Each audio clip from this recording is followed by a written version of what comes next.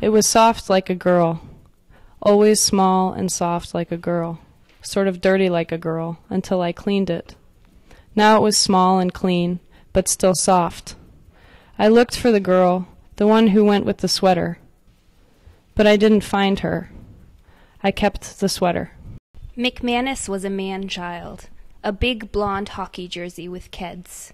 He touched the people he met. He liked cookies and chocolate milk. I thought I knew what would happen. Jonathan was not the first to find me alone at the end of the night. Because it was so soft, even though it was too small, it was nice to touch. And I carried it around in my hands. It was like having velvet fingertips. I have a son. I don't think he's gay, but he has this sweater. I think it must be from a girl he knew once. One morning we were in my father's office, just sitting.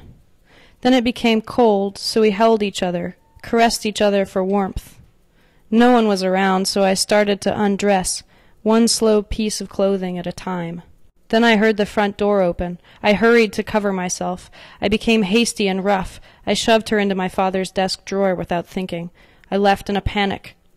I didn't sleep well that night and woke up earlier than usual.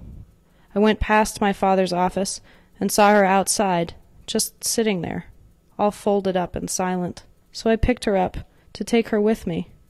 But I heard my name. I heard, "Jonathan?"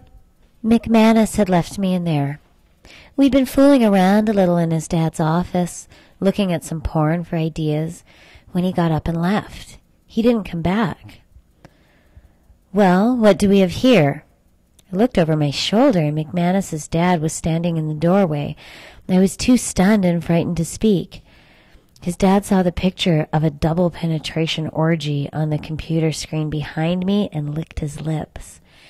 He slowly walked toward me, his hands rubbing his crotch. He picked me up, and I went limp in his arms.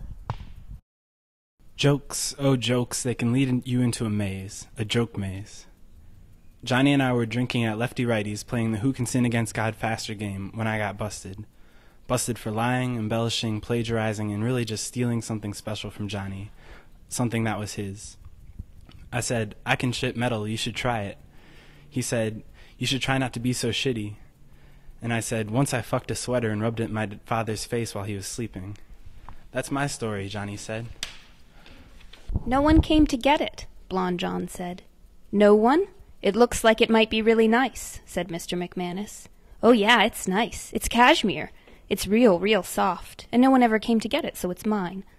I like to keep it around here because it's so soft, and I like to hold it sometimes. Want to feel? The next morning, I waited outside his dad's office, waiting for him to show his face. They stepped up to me and stared at each other long and hard. "Look who I found in my office last night, McManus," the dad said. "She doesn't look like she could possibly be yours. You don't know her like I know her. She's warm. She's soft."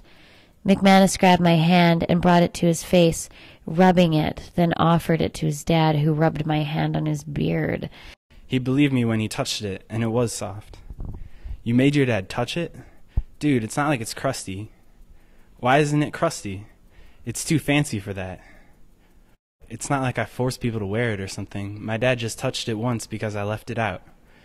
It would have been weird if he knew I masturbated in it, but he doesn't, so I let him touch it."